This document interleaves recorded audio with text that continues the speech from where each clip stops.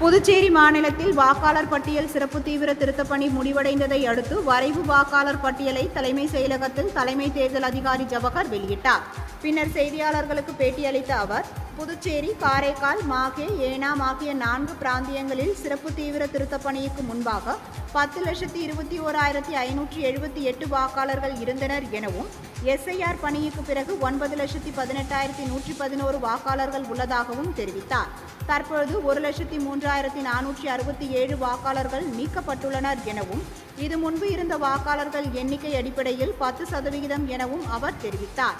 இறப்பு காரணமாக 20,798 பேரும், குடிபெயர்ந்தோர் மற்றும் அவ்விடத்தில் வசிக்காதோர் என 80,645 பேரும், பட்டியலில் 2 முறை பதிவிருந்த 2,024 பேரும் நீக்கப்பட்டுள்ளதாக அவர் குறிப்பிட்டார்.